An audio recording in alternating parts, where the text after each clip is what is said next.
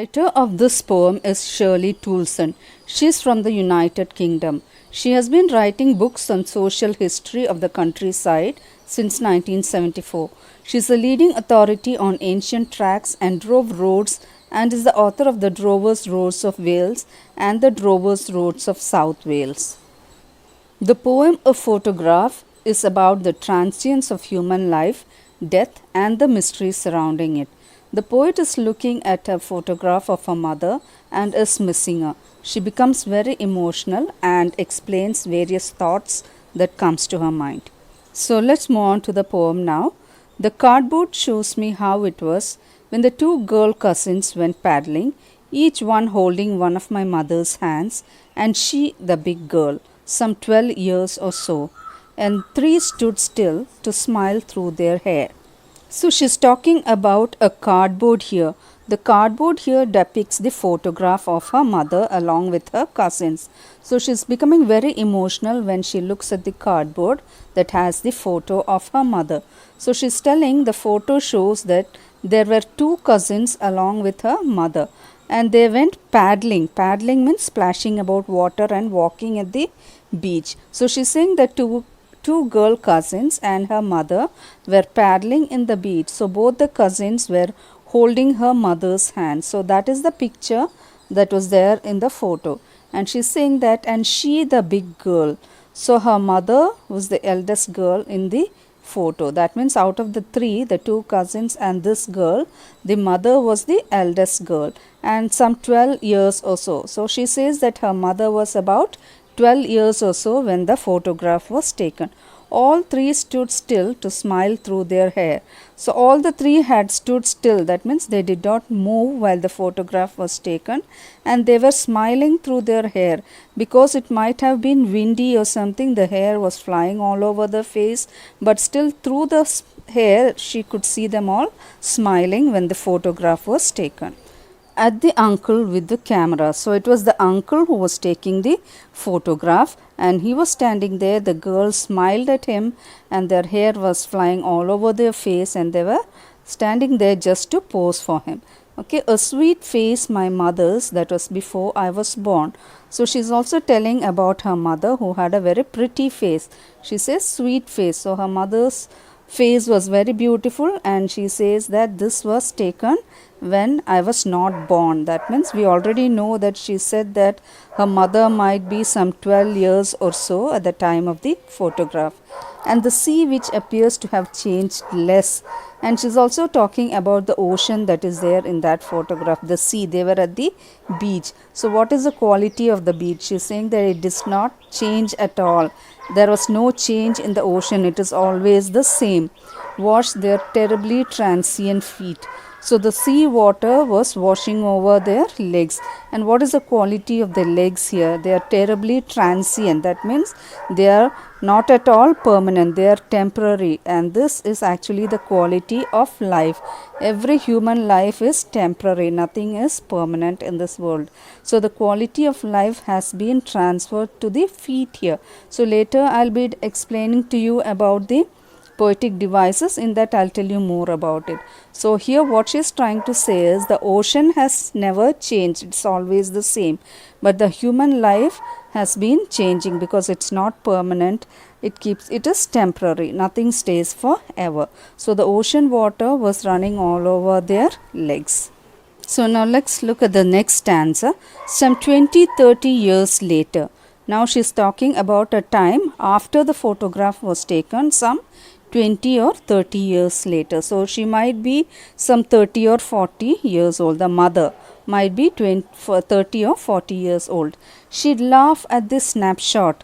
So she's talking about her mother when she was somewhat 30 or 40 years old. So the mother would look at the snapshot. Snapshot is that photograph of the mother standing along with the cousins. So the mother is looking at her photo and she would smile at it, laugh at it.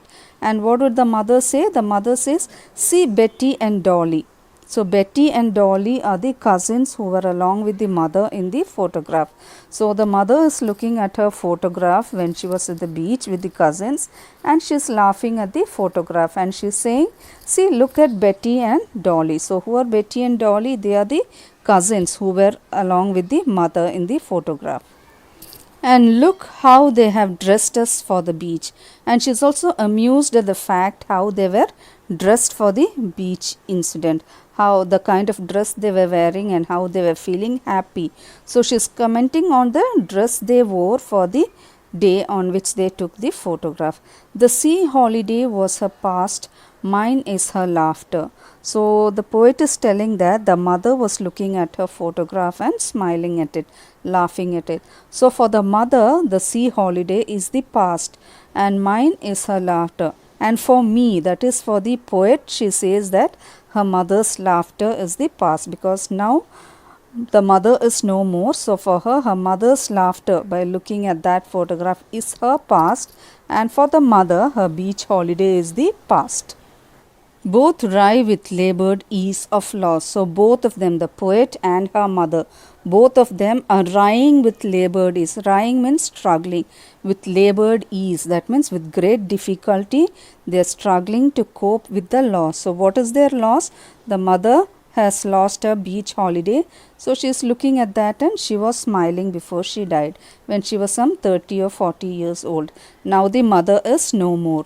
Both wry with labored ease of loss, and the poet is also looking at her mother's photograph and talking about her mother's laughter. So for the poet, the loss of her mother, the smile of her mother is her past. So both the mother and the daughter are trying with great difficulty to cope with their loss. And now let's look at the third stanza. Now she has been dead nearly as many years as that girl lived. Now she has been dead. She here refers to her mother. So she is saying that her mother has died, and as nearly as many years as that girl lived. So how many years have passed after her mother's death? As many years as that girl lived. So that girl is the girl in the photograph, and she said that she was about 12 years or so. So now it has been over at least 12 years after her mother's death. And of this circumstance, what is the circumstance now? She is alone. She has lost her mother. She has all the pain and agony, and she is living without the support and love and care of her mother.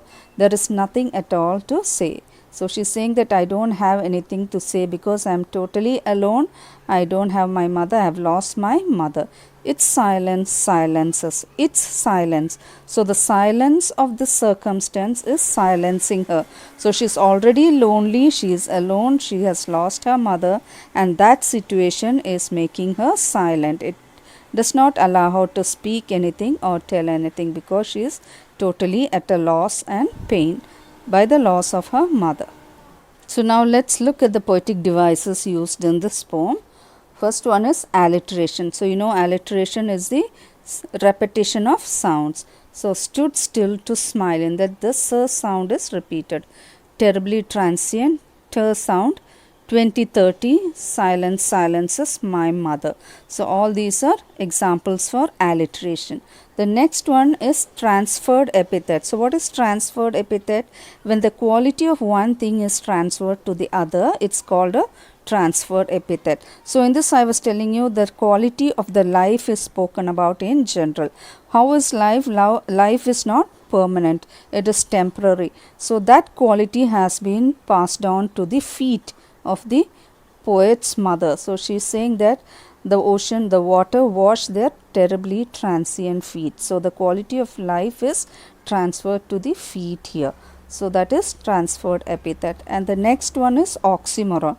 What is an oxymoron? Oxymoron is a poetic device in which two opposite ideas come together. See, for example, labored ease. Labored means with great difficulty. Ease means, you know, it is easy. So both are opposite ideas. So when such opposite ideas come together in two consecutive words, it's called oxymoron. So these are the poetic devices used in this poem.